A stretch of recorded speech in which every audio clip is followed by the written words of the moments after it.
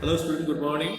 Come to the chapter 81 of the Central Islamic lands. In this topic, we have to discuss about the caliphate expansion, civil wars, and sector formations.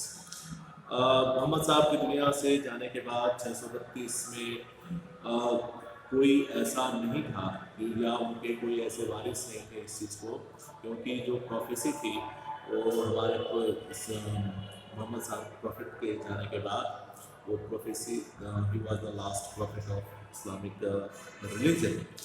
As a result, his political authority was transferred to the Ummah with no established system of succession. इसीलिए कोई वारिस नहीं होने के बाद कोई special तरीका नहीं था कि उनके जो फॉलोअर्स थे वो किसके अब अंडर में या किसके सुपरविजन में रहेंगे. This created opportunity for innovations but also caused deep divisions among the Muslims. और इसको लेके काफ़ी जो अलग अलग जो ट्राइब्स थे या जो लोग थे उनके बीच में मिस अंडरस्टैंडिंग भी पैदा हो गई कि इसके बाद अब कौन रहेगा.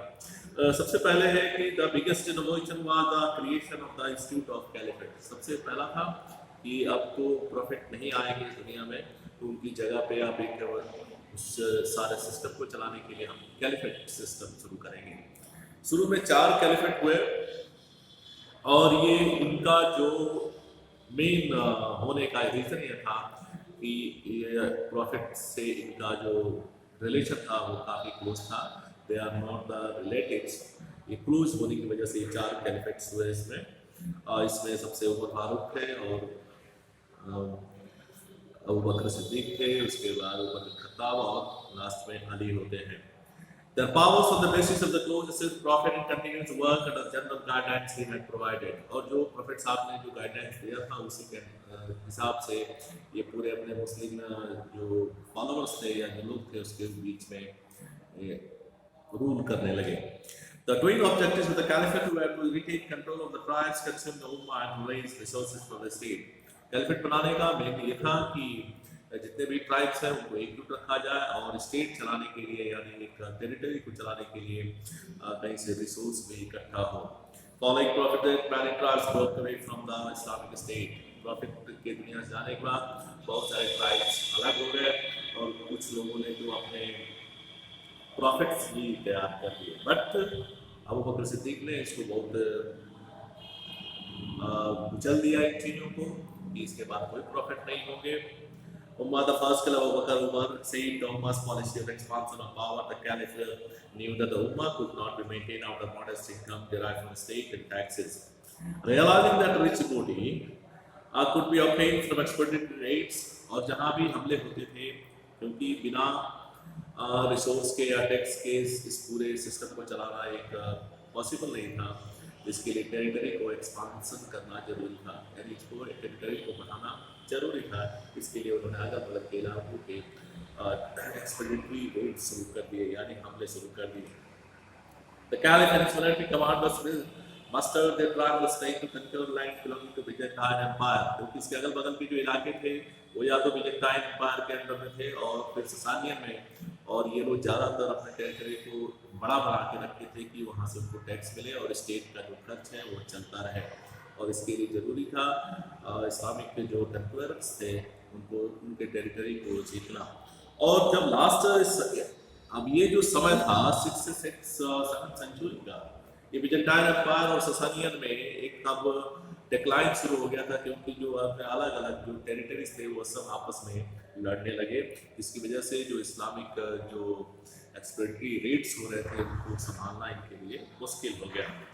This made it easier for the Arab. आपस में लड़ने की वजह से अरब वालों के लिए थोड़ा ये आसान हो गया उस पर हमले करना और अपने टेरिटरी को बढ़ाना आसान हो गया थ्रू वार्स एंड ट्रीटीज. और उन्होंने वार भी किए और जहाँ पे समझौते की जरूरत पड़ी वहाँ समझौते भी. इन 3 consecutive campaigns 637 से लेके 644 द अरब्स वर ब्रॉट. मात्र इसी के फिर 637 से लेके नियरली 5 साल के अंदर ही उन्होंने सीरिया, इराक, ईरान, इजिप्ट और वो सब इस्लामिक रूल्स के अंदर में लाके खड़ा कर दिया.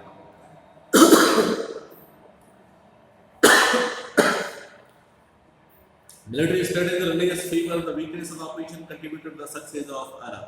एक तो इनकी मिलिट्री जो स्ट्रेटजी थी वो ज़्यादा बेहतर थी, और दूसरा जो अदर साइड या बिजेंटाइन हो या ससानियन में जो कमजोरियाँ थी वो इनके लिए सुविधाजनक थी, जिसकी वजह से अरब को सक्सेस मिलने लगी। Further expanse campaigns were launched by the third caliph, जो उस्मान थे, उस्मान जो थर्ड कैलिफ थे, उन्होंने उसको और आगे बढ़ाया टेरिटरी को, टू कंट्रोल सेंट्रल एशिया, और सेंट्रल एशिया तक पहुंच गए। और पिछले 10 साल में ही ये after the death of Muhammad, the Arab Islamic state control the vast territory between the Nile and the Oxus नदी के बीच में। The lands remain under Muslim rule to this day, और आज तक ये अभी भी है। In all the conquered provinces, the caliph enforced a new administration. जहाँ भी जो इलाके को जीतते थे वहाँ पे एडमिनिस्ट्रेशन के नए रूल्स सेट किए जाते थे, जैसे कि the caliph enforced a new administrative structure headed by governors. यानी इतने बड़े टेरिटरी को चलाना एक जगह से बहुत मुश्किल काम था, इसीलिए उन्होंने पूरे टेरिटरी को कई पार्ट्स में डिवाइड कर दिए और हर जगह गवर्नर्स रखे जो अपने अपने टेरिटरी को देखते थे, रूल करते थे। एंड ट्राइबल चिफ्टियंस, जो कबीलों के सरदार थे, उनको भी दिया। The central treasury, Betul mall of paying the revenue protected by Muslim as well as the share of the booty from trade। जो सरकार का जो खजाना था वो जो लोग उस टेरिटरी में थे वो जो टैक्स देते थे उससे होता था, और जहाँ भी हमले होते थे और वहाँ से जो माल मिलता था वो भी सरकारी खजाने में जमा होता था। The caliph soldiers, mostly Bedouins, settled in camp cities in the heights of the desert। और जो मुस्लिम सोल्जर्स थे कैलिफेट्स के, ये ज़्यादातर बेडोइंस थे। बेडोइंस उसको कहते हैं जो एक जगह से एक जगह परमानेंट नहीं सेटल होते हैं, यानी घूमते रहते हैं। इनको जो सोल्जर्स थे इनको जगह जगह जो भी टेरिटरी के जो बहुत इंपॉर्टेंट रूट्स थे उस पर उनको सेटल किया गया कि एक तो ये रहेगा कि जो ये रास्ता है ये हमेशा कंट्रोल में रहेगा, और दूसरा जो भी युद्ध के समय में अगर कोई भी सेना के लिए सामान ले जाना हो ले आना हो वो एक आसान रहेगा। और ये एक तरह से बेडोइंस जो थे वो नेचुरल हैबिट थे, तो इसीलिए डेजर्ट में ये कहीं भी रहने के आदि थे। इसमें कूफा और अंदर एक बसरा एक नए सिटी बसे। To remain within each of the natural habitat as well the caliphate's command, एक तो वो अपने नेचुरल इलाके में भी रहते थे और कैलिफेट के कमांड में भी रहते थे। The ruling class and soldiers received shares of the booty and monthly payments। और जो सोल्जर्स थे इनको जहाँ भी युद्ध होते थे तो वहाँ से माल मिलता था, जो भी खजाना मिलता था, धन मिलता था, उसका एक जो हिस्सा था अकॉर्डिंग टू ट्रेडिशंस में जो आता है कि एक हिस्सा यानी पूरे माल को लूटे हुए माल में से एक हिस्सा सोल्जरों को आपस में बांट दिया जाता था, और 5 हिस्सा जो था वो सरकारी मेन खजाने में जमा हो जाता था। और इसके अलावा इनको पेमेंट्स भी मिलते थे, यानी तनख्वाहें भी मिलती थी। The non-Muslim population retained their rights to property and religious practice and payment of taxes, that is called खराज and जिजिया। जो नॉन मुस्लिम इसमें रहते थे उनको भी पूरी अपनी स्वतंत्रता थी रहने के लिए, बट उनको टैक्स देना पड़ता था, तभी उनकी और उनकी जो सुरक्षा के लिए कैलिफेट रिस्पॉन्सिबल होता था। Jews and Christians were declared protected subjects of the state and given a large measure of autonomy in the conduct of their communal affairs। उस समय के जो मेन रिलीजन थे, चाहे वो ज्यूज थे या क्रिश्चियंस, उनको भी बहुत ज़्यादा चीज़ों को छूट मिली थी, और उनके किसी भी धार्मिक मामले में जो कैलिफेट्स थे वो उसमें इंटरफेयर नहीं करते थे। Political expansion and unification did not come easily to the expansion और यूनिफिकेशन इतना आसानी से नहीं आया था, जो क्योंकि ट्राइब्स जो थे वो शुरू से आपस में लड़ने वाले थे, और इनको एक साथ रखना एक अपने आप में एक बहुत बड़ी चैलेंज की बात थी।